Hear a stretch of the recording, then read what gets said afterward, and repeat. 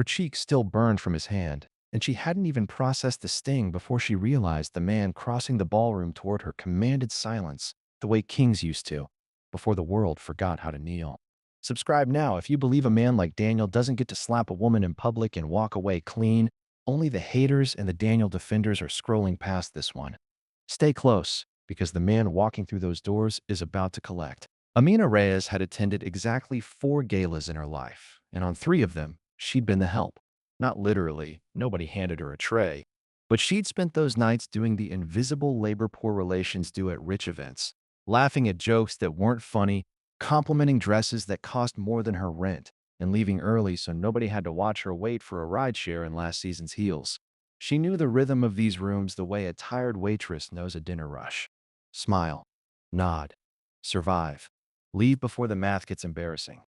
Tonight was supposed to be the 4th kind of gala, the good kind. The kind where she showed up, not as anyone's plus one or anyone's charity case, but as a woman who'd spent 3 years quietly putting herself back together, thread by thread, after a man named Daniel Carter had unraveled her in public and called it a fresh start. For him, anyway. She'd almost said no when her friend Tasha texted the invite. Foundation Gala, girl. Borrow my blue dress, free champagne, and you actually believe in what they're raising money for.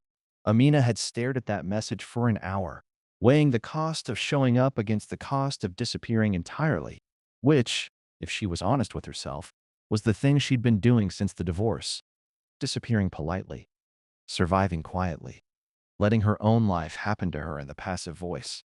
She said yes, mostly out of spite for the version of herself that would have said no. The borrowed dress fit like it had been made for her, which felt like a small, private joke from the universe. Here's something good that isn't yours. Enjoy it for one night. She did her own makeup in a bathroom mirror with a cracked corner. Told herself she looked like a woman who'd never cried over a man who didn't deserve the salt, and went. The ballroom at the Wexford Hotel glittered the way old money always insists on glittering. Chandeliers like frozen fireworks, a string quartet playing something that sounded expensive, servers gliding through the crowd with trays of champagne nobody was thirsty for.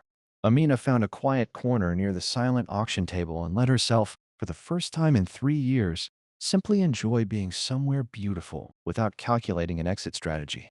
That lasted 19 minutes. She felt him before she saw him.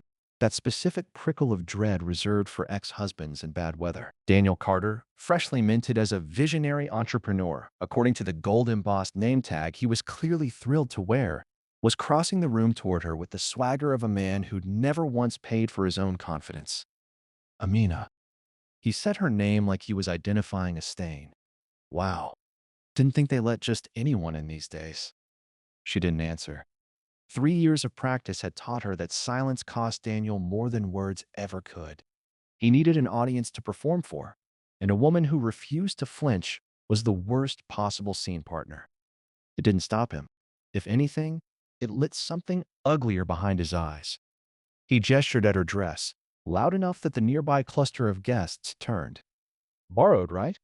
I can always tell. You used to do that. Wear other people's lives like they were yours. He laughed at his own joke, the way men do when they've mistaken cruelty for wit. Last I heard you were doing logistics. That's cute. Real glow up. Daniel? Her voice came out steadier than she felt. I'm not doing this with you. You don't get to decide that, he said, and something in his face shifted, the practiced charm sliding off like cheap veneer. You don't get to walk around looking better than you have any right to after what you cost me. The slap came before she registered his hand moving. The sound cracked through the chandeliers and the small talk alike, and for one suspended second, the entire ballroom became a held breath. Champagne glasses froze halfway to lips. Somewhere, a phone was already filming. Amina stood there, cheek burning, refusing to give Daniel the tears he so clearly believed he was owed. She had given him 3 years of her life already. He wasn't getting this too. And that was when the grand doors at the far end of the ballroom opened. Not loudly, not dramatically, just decisively. And every bodyguard in the room straightened like soldiers remembering, all at once, that they had a war to lose. Kang Min-jae had been told, more than once, by men who genuinely believed they were brave, that he had a way of entering rooms like weather. He never bothered correcting them. Storms didn't explain themselves either. He crossed the ballroom floor, and the crowd parted the way water does when something heavier moves through it. Not because anyone announced his name, but because everyone in that room had, at some point in their careers, heard a story about what happened to people who didn't move fast enough out of Kang Min-jae's way. Senators who'd spent the evening trading favors suddenly found their champagne flutes endlessly fascinating. A city councilman who'd been mid-sentence simply stopped talking, as if his mouth had received the memo before his brain had. Daniel, to his credit, or perhaps to his eternal discredit, didn't immediately understand what was happening. He stood there with his hand still faintly stinging from the slap, wearing the satisfied smirk of a man who believed the night's drama belonged entirely to him. He watched Min Jae approach and made the catastrophic assumption that this stranger, too, had come to admire the spectacle of Daniel Carter reclaiming his dignity from a woman who'd embarrassed him by existing. He was wrong in the specific way that men like Daniel are always wrong, loudly, publicly, and far too late to do anything about it. Min Jae didn't look at Daniel first. He looked at Amina. There was something almost unbearably gentle in the way he assessed her.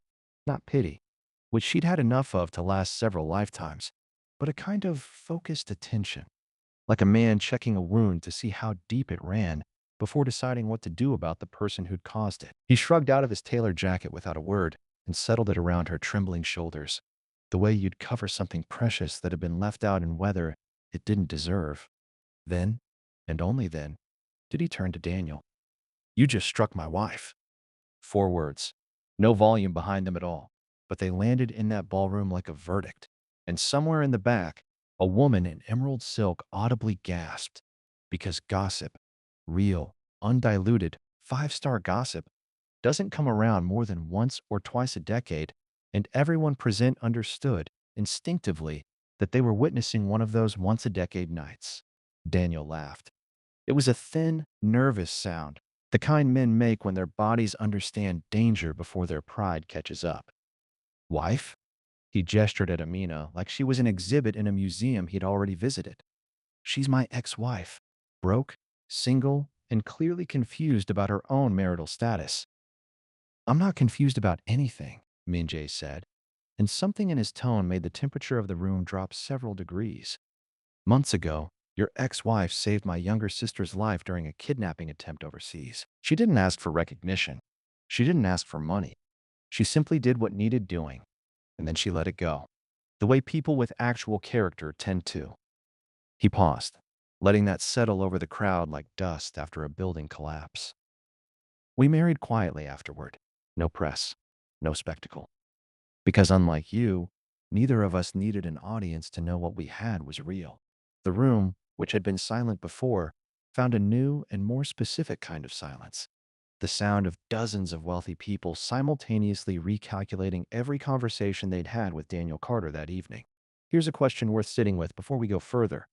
How many people in that room had spent the last 20 minutes laughing at Daniel's jokes, nodding at his visionary entrepreneur title, treating him like a man worth knowing, simply because he walked in loud and left no room for doubt? Drop a comment if you've ever watched a room change its mind about someone in real time. And smash that subscribe button if you believe loud confidence should never be mistaken for actual character. Because Daniel's about to learn the hard way that the two were never the same thing. Daniel's smirk had fully evacuated his face by now, replaced by something closer to math, the specific, panicked arithmetic of a man realizing his social capital was about to hit zero in front of witnesses with very good memories and even better lawyers. "That's," he started, then stopped, because there was nothing to finish that sentence with that wouldn't make things worse. Min-jae wasn't finished. "True strength protects," he said, quiet enough that people leaned in to hear it, loud enough that no one would forget it. "It doesn't humiliate." You might want to write that down, Daniel, considering how unfamiliar the concept seems to be. There's a particular kind of silence that follows a man's public unraveling, and it isn't quiet at all. It's loud with everything nobody's saying out loud yet. The recalculations, the quiet unfollowing, the mental notes being filed away for later use at dinner parties. Daniel Carter stood in the middle of it, sweating through a tuxedo he'd probably financed on a payment plan, and understood, perhaps for the first time in his adult life, what it felt like to be the punchline instead of the man delivering it. "This is insane," he said to no one in particular, because the people who might have backed him up an hour ago were now studying the parquet floor like it held the secrets of the universe. She's broke. She works in logistics. You expect me to believe Kang Min-jae married a woman who can't afford her own dress? It was, Amina would later reflect, a remarkably stupid thing to say to a man whose security detail could make a body disappear before the appetizers were cleared. But stupidity, she'd learned during their marriage, was Daniel's love language when cornered. He'd always rather sound certain than be right. Min-jae didn't dignify the comment with anger. He simply tilted his head slightly, the way a man does when he's deciding whether something is worth the energy of contempt. "The dress is borrowed," he said, "from a friend who loves her enough to lend her something beautiful for one night. You'll find that's a kind of wealth your accountants don't have a column for. A ripple of something. Amusement, maybe. Or the particular cruelty of a crowd that's decided whose side it's on, moved through the nearby guests." Someone actually laughed, sharp and short, quickly muffled behind a champagne flute. Daniel's jaw tightened.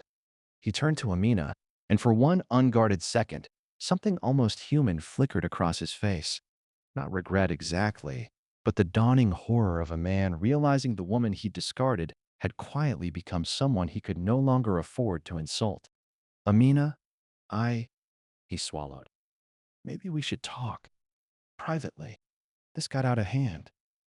"It got out of hand," Amina said, finding her voice fully now, steady as a held note. "The moment you decided my face was something you were entitled to touch. Everything since then has just been consequences, Daniel. You're not owed a private conversation. You're owed exactly what's happening to you right now." The crowd, sensing blood in a different direction now, leaned in collectively. The way crowds do when the story they thought they understood reveals itself to be a different, better story entirely. It was Min Jae who delivered the final, quiet blow. Not with volume, not with threat, but with the specific economy of a man who'd learned long ago that real power rarely needs to raise its voice. He reached into his jacket, the one no longer around Amina's shoulders but back on his own frame, somehow making the motion look like a formality rather than a retrieval, and produced his phone. He didn't dial. He simply held it up, screen dark, and let the implication do the work. "I imagine," he said to Daniel, "that several of the investors in this room are currently wondering whether they want their names associated with a man who assaults women at charity functions. I won't need to make a single call. They'll make their own decisions.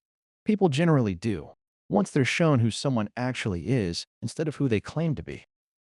Daniel looked around, really looked for the first time since the slap, and saw it happening in real time. The investor near the bar who'd shaken his hand an hour earlier was now in quiet, urgent conversation with his assistant. The city councilman was already heading for the exit, phone pressed to his ear.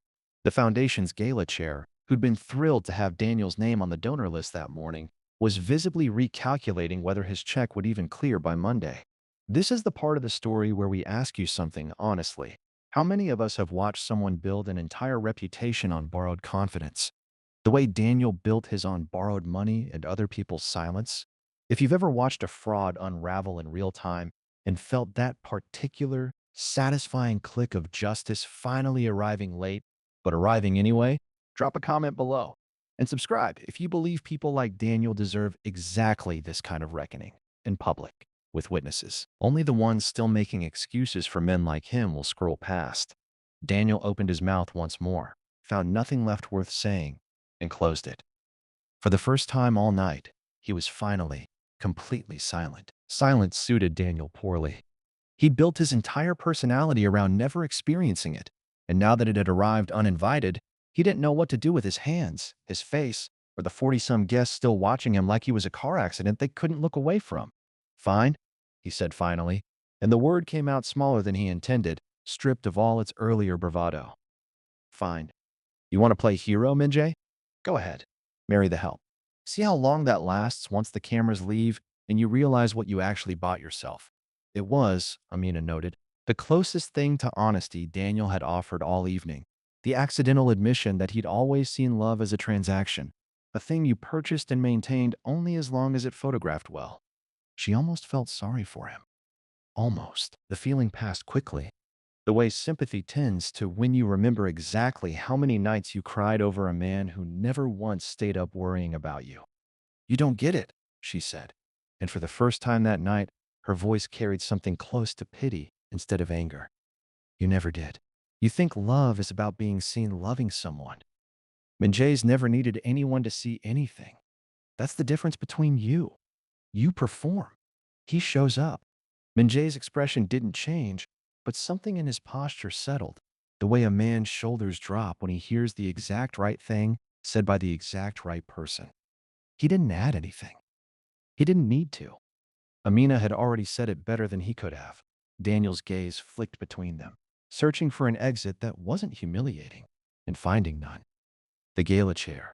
A thin, nervous woman named Patricia, who'd spent the last 10 minutes hovering at the edge of the crisis like a seagull near a dropped sandwich, finally worked up the courage to approach. Mr. Carter, she said, voice tight. I think, given the circumstances, it would be best if you left. The foundation can't be associated with. She gestured vaguely at the entire scene. The slap, the silence, the social arithmetic playing out in real time across 40 faces.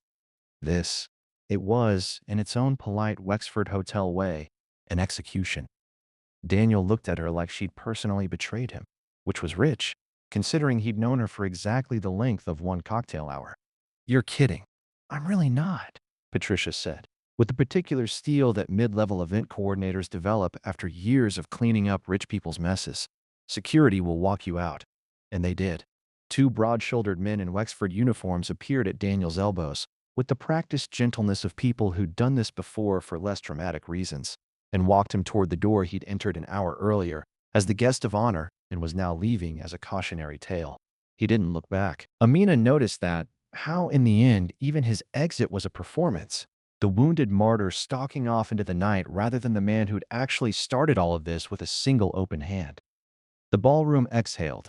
Conversation resumed in fragments, hesitant at first, then building back to its usual glittering hum, though everyone in the room would spend the rest of the night quietly retelling the story to whoever hadn't witnessed it firsthand. By morning, 3 different versions would be circulating, each one slightly more dramatic than the last, the way gossip always improves with each retelling.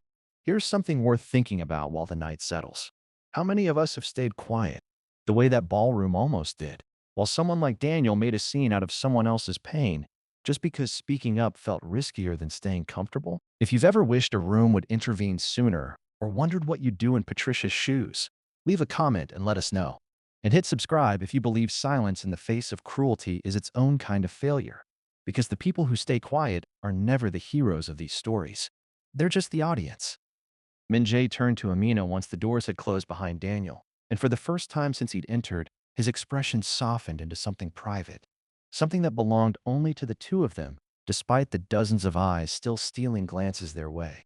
Are you all right? He asked, quietly enough that it wasn't for the room anymore.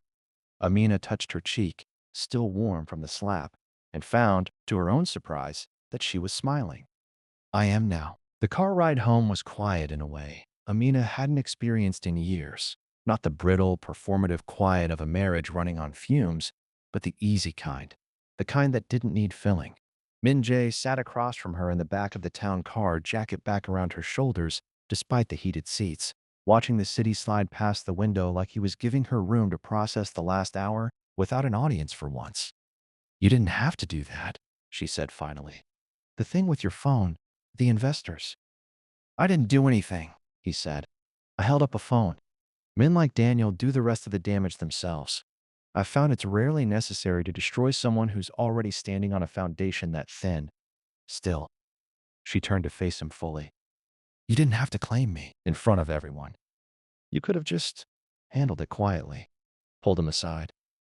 Something shifted in his expression, a flicker of the man underneath the reputation. Quietly wouldn't have undone what he did publicly. He chose an audience for his cruelty. I simply chose the same audience for the truth. He paused. Besides, I meant it. You were my wife. I wasn't going to whisper that like it was something to be ashamed of. It was, Amina thought, the first time in 3 years a man had said something to her that didn't come with a hidden invoice attached. She'd met Min Jae 8 months earlier, in circumstances she still found difficult to fully explain to anyone who asked, which, mercifully, had been almost no one. since their entire relationship had unfolded in the specific privacy reserved for people who'd both learned, the hard way, what happens when your life becomes public property. She'd been in Seoul on a logistics contract, coordinating relief shipments for a humanitarian NGO, when a car carrying Min Jae's 17-year-old sister, Soo Jin, had been run off a coastal road by men hired by a rival syndicate looking to send a message. Amina hadn't known whose sister she was pulling from a half-submerged sedan at 2 in the morning. She'd just seen a terrified teenager trapped behind a jammed door, water rising, and done what her body apparently did automatically in emergencies: stopped thinking and started moving. She'd broken the window with a tire iron from her rental car, pulled Sujin free, and held pressure on a gash on the girl's arm until the ambulance arrived, all without learning the girl's last name until 2 days later, when a quiet, intense man in an impeccable suit showed up at her hotel to thank her in person. She hadn't been impressed by Min Jae's reputation. She hadn't known it yet. What she'd noticed, sitting across from him in that hotel lobby, was that he asked about her, not as a formality, but with the specific attention of a man who actually wanted the answer. He'd asked what she did, why she did it, what she was running from, and what she was running toward. Nobody had asked her those questions in years. Daniel certainly never had. They'd married 4 months later, quietly, in a registrar's office with 2 witnesses, because both of them had learned the same lesson from very different lives. People who needed an audience to validate their love usually didn't have much love worth validating. Soo Jin still talks about you, Min Jae said now, watching her. She wants you to teach her how you broke that window. Says her self-defense instructor never showed her anything that practical. Amina laughed, surprised by how easily it came. Adrenaline and a tire iron. Not exactly a curriculum. She'd disagree. He studied her for a moment, something tender working its way past his usual composure. Tonight wasn't how I wanted you to be introduced to that part of my world. The galas, the watching, the men like Daniel who think cruelty photographs as confidence. I'm glad it happened, actually, Amina admitted, surprising herself with the honesty of it. Not the slap, but everything after. I spent 3 years being quietly ashamed of a marriage that ended because I wasn't enough for him. Tonight, I got to watch the truth catch up to him in front of 40 witnesses with very good memories. That's not something I'm going to apologize for enjoying. Min Jae reached across the space between them and took her hand, the same hand Daniel had once held, while promising forever and meaning, maybe, if convenient. You were always enough, he said. He just didn't have the eyes to see it. Some men don't, until someone with better eyes shows them what they missed.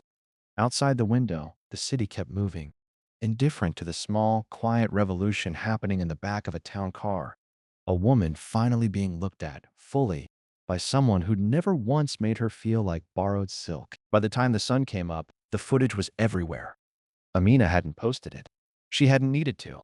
Someone in that ballroom, probably the woman in emerald silk who'd gasped loud enough to wake the chandeliers, had uploaded a shaky 30-second clip before the appetizers were even cleared, and by morning it had the specific, runaway momentum of a story the internet had been waiting its whole life to tell. Mafia boss defends ex-wife at Gala, says, "You struck my wife." Internet loses its mind. Min Jae's security team flagged it to him over breakfast, sliding a tablet across the table with the practiced neutrality of men who'd learned not to react to anything before their boss did. He glanced at it once, set it face down, and returned to his coffee like the internet's opinion of him was a minor weather event happening somewhere else. Amina wasn't quite so composed. She watched the view count climb in real time from the kitchen island of his Charleston home, because apparently when you married a man like Min Jae, you also inherited a Charleston home, a fact she was still adjusting to, and felt something between vindication and vertigo. They're calling you a hero, she said. They're bored, Min Jae said simply, not looking up. Give it a week. They'll find someone else's marriage to dissect. He was wrong, in the small ways that didn't matter, and right in the large ones that did. The clip didn't fade in a week. If anything, it metastasized, picked up by gossip accounts, then actual news outlets, each retelling adding its own embellishment, until Kang Min Jae and Daniel Carter became, briefly, the most searched names on 3 different platforms. But Min Jae was right that none of it touched him. Men who'd spent decades building empires in rooms with no windows did not lose sleep over a viral video. It was Daniel who discovered, over the following days, exactly how expensive a single open hand could become. The first casualty was the investment deal he'd been quietly courting for months, a hospitality group that pulled out within 48 hours, citing reputational concerns in a statement so carefully worded it might as well have just said, "We saw the video too, Daniel." The second was the country club membership he'd spent 2 years angling for, suddenly and indefinitely under review. The third, and the one that seemed to actually register with him, was a text from his own mother, forwarded by a mutual acquaintance because apparently even she hadn't been speaking to him. "I raised you better than this. Call me when you're ready to apologize to that girl properly." Amina heard about all of it secondhand through Tasha, who'd taken to sending updates with the gleeful efficiency of a woman who'd spent a decade biting her tongue about Daniel Carter and was finally deliciously free to stop. "Girl, he got dropped from the charity board too." Patricia called an emergency vote. Unanimous. There was a version of Amina, 3 years younger, who would have felt guilty about any of this, who would have spent sleepless nights wondering if she'd somehow caused it, if her existence in that ballroom had been the inciting incident in a man's downfall that she was somehow responsible for softening. That version of her had been trained, over years of marriage to Daniel, to absorb consequences that weren't hers to carry. This version of her made herself a cup of tea, sat on Minjae's sun-drenched porch, and read the headlines without flinching once. "You're quiet," Minjae said, joining her with his own coffee, settling into the chair beside hers with the unhurried ease of a man who'd never once had to rush toward anything. "I'm thinking about how long I spent being ashamed of something that was never my fault," she said, "and how strange it feels to just not carry that anymore." He considered this, turning his cup slowly in his hands. Shame is heavy because it's designed to be carried alone. The moment someone else picks up half the weight, it gets lighter fast. That's not magic. That's just math. You and your math. It's never wrong, he said, and there was something almost playful in it, a lightness she hadn't seen in him during the gala, reserved apparently for porches and mornings and women who'd stopped flinching at the world. Su Jin called that afternoon, breathless and delighted, having seen the video 3 times before lunch. "Honey," she said, a term she'd taken to using for Amina without asking permission, and without Amina minding even slightly. "You're a legend. Teach me the tire iron thing. I'm serious this time." Amina laughed, the sound easy and unguarded, and realized, with the particular clarity that only comes after surviving something, that for the first time in years, her life finally belonged entirely to her. 3 weeks after the gala, Amina found herself standing in front of the same children's foundation she'd nearly skipped donating to. Except this time, she wasn't a guest hiding in a borrowed dress near the silent auction table. She was standing at a podium in a dress that belonged entirely to her, announcing the largest single donation in the foundation's history, a check with Kang Min-jae's name on it. Though it was Amina who'd insisted the funding go specifically toward a program for women rebuilding their lives after leaving situations that had once made them feel small. Patricia, the gala chair who'd had Daniel escorted out by security, cried actual tears during the announcement, which Amina found both touching and slightly hilarious, given that 3 weeks earlier the woman hadn't known her name. Daniel, for his part, had gone quiet in the way men do when the world finally stops applauding for free. The investment deals dried up entirely. The country club membership was formally revoked. Last Amina heard, through Tasha, who remained a delightfully reliable source of information she hadn't technically asked for. He'd taken a sales job 2 states over, the kind of fresh start that came with no press release and no applause, which felt, to Amina, like a particularly fitting kind of justice. Not cruel, just accurate. The world had simply stopped lending him a confidence he'd never actually earned. She didn't think about him much anymore. That, more than any headline or viral clip, felt like the real victory.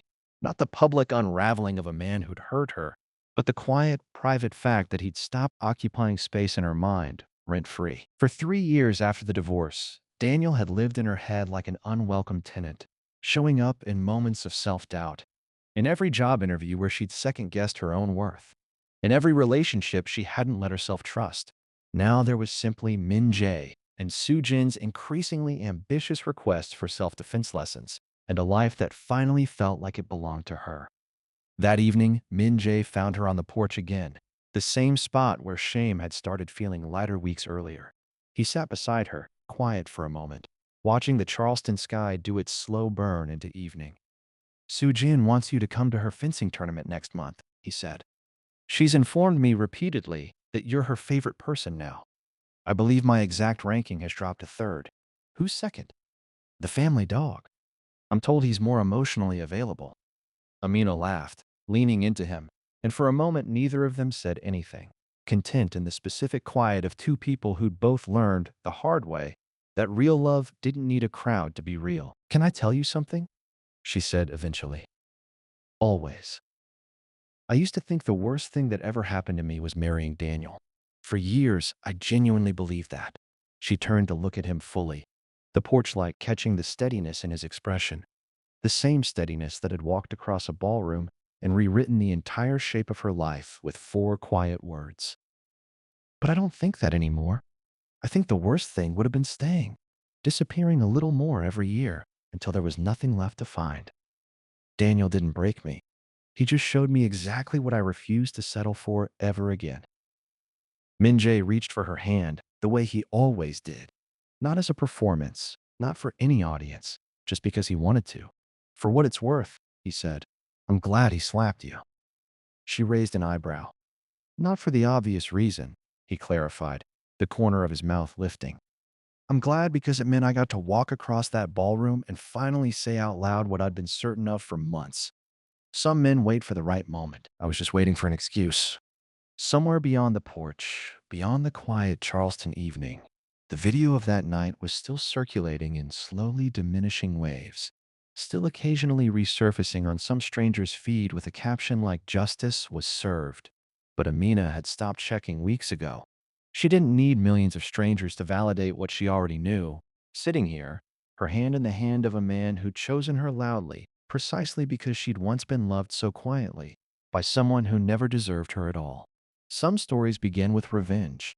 Hers had begun with a slap, a silence, and a man who simply refused to let her stand alone in either, and ended, exactly as it should, with a woman who finally, fully, belonged to herself. 3 days after the foundation announcement, Daniel Carter found himself at a gas station off I-26, somewhere between his old life and the sales job 2 states over that was supposed to be his fresh start.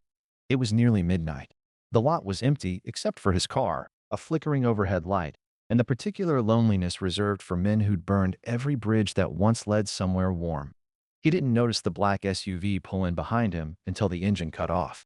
2 men got out first, broad, unhurried, dressed like they'd come from somewhere far more formal than a roadside shell station. Daniel's stomach dropped before his brain caught up, the specific animal instinct that recognizes danger before it can name it. The third man to step out, unfolding from the driver's seat with the same quiet economy of motion he'd used to cross a ballroom 3 weeks earlier, was Kang Min-jae. Get in your car, Daniel said, voice cracking on the second word. All the bravado from the gala long since drained out of him. I didn't do anything. I haven't even gone near her. I know, Min-jae said. You wouldn't dare. That's not why I'm here. He nodded once, and the 2 men flanking him moved without further instruction, not toward Daniel's face, not toward anything that would put him in a hospital bed with a story to tell. One of them simply took Daniel by the collar and walked him, firmly, around to the side of the building, out of the gas station's camera range, while the other relieved him of his phone with the practiced ease of a man who'd done this before. What happened next wasn't a beating in the cinematic sense. No flashing fists, no spray of blood under the flickering light. It was worse in its way because it was controlled. Daniel found himself slammed against the brick wall hard enough to lose his breath, held there by a grip that made clear resistance wasn't an option his body was equipped for. Min-jae approached slowly, hands in his pockets, and crouched slightly so they were eye level. I want to be very clear about something, he said, voice still quiet, still maddeningly calm. The same voice he'd used to dismantle Daniel's reputation in front of 40 witnesses. I don't hurt people for sport. I've spent most of my adult life making sure that's true, even in a business that doesn't always allow for it. Tonight is an exception, and I want you to understand exactly why. He nodded again. The man holding Daniel against the wall drove a fist into his ribs. Once, precise. The kind of hit that came from training rather than rage. Daniel folded forward with a strangled sound and was hauled back upright before he could fully collapse. That, Min-jae said, is for the slap. 1 hit. Equal exchange. I'm not interested in pretending I'm better than you by claiming I'd never resort to this. I would. I have. The difference between us is that I know exactly when it's earned, and you've spent your whole life mistaking entitlement for earning." Daniel gasped something that might have been a plea, might have been a curse, lost entirely to the pain folding through his ribs. "The second thing," Min-jae continued, straightening, "is a warning, not a punishment. You will not contact Amina. You will not speak about her in interviews, in bars, in late-night texts to mutual friends who will inevitably tell her anyway. You will live the rest of your life as a cautionary tale told at parties you're no longer invited to, and you will do it quietly, 3 states away from anyone who matters to either of us. Do you understand?" Daniel managed a single, wheezing nod. "Good." Min-jae crouched again, voice dropping lower, almost gentle, which somehow made it worse. "For what it's worth, I don't actually need you to be afraid of me. Fear fades. What I need you to understand, really understand, and the part of you that still flinches when you remember her face after you hit her, is that some debts get collected eventually. Yours just came due a little earlier than most." He stood, straightened his jacket, and walked back toward the SUV without looking back. The same way he'd walked Amina out of that ballroom 3 weeks earlier. Unhurried, certain, a man who'd never once needed to raise his voice to be believed. The two men released Daniel, who slid down the brick wall onto the cracked pavement, ribs screaming. Phone returned and dropped beside him without comment. The SUV pulled out of the lot a moment later, taillights fading into the dark. Daniel sat there a long time, alone under the flickering light, finally understanding, in his body, if nowhere else, exactly what kind of man he'd slapped a wife in front of. He never spoke her name publicly again.